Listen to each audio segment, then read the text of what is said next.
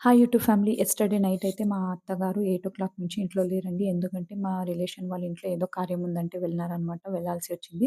So, మా అత్త లేకున్నప్పుడు నేను పిల్లలతో ఎలా స్పెండ్ చేస్తున్నాను, మా అత్త లేకుండా అనేది ఈ చిన్న వ్లాగ్‌లో అయితే చూపిస్తున్నాను. ఫస్ట్ అయితే మా అత్త ఉన్నప్పుడే కుక్ చేసుకున్నాను. కుక్ చేసుకున్న తర్వాత మా పెద్దోడికి తినిపించినాను. మా పెద్దోడికి తినిపించిన తర్వాత మా చిన్నవాడికి తినిపిస్తున్నాననమాట. సో, ఇద్దరికీ తినిపించాలి కదా! సో, ఇద్దరికీ తినిపించిన తర్వాత కొంసేపు ఆడుకున్నారు. మా చిన్నవాడికి నేను అన్నం కలుపుకొనొచ్చే లోపలనే మా పెద్దవాడు ఏదో దెబ్బ తగిలించుకున్నాడనమాట. సో, ఆయింట్‌మెంట్ అయితే అప్లై చేస్తున్నాననమాట వాడికి.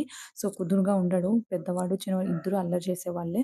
సో, దాని తర్వాత పెద్దవాడు మా అవ్వని చూపి, అవ్వని చూపి అని నన్ని సతాయిచ్చినాడనమాట.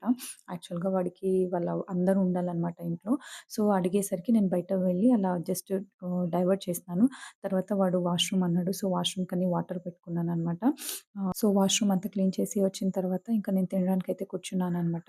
సో, నేను అన్నంలో మిక్స్చర్ కలుపుకోవడానికని పెట్టుకుంటే పిల్లలు మిక్స్చర్‌తో ఆడుకుంటున్నారు. నేనొకటే తినడానికి కూర్చున్నాను. ఇంట్లో ఎవ్వరు లేరు. ఇంట్లో అందరూ కార్యానికి వెళ్ళినారనమాట.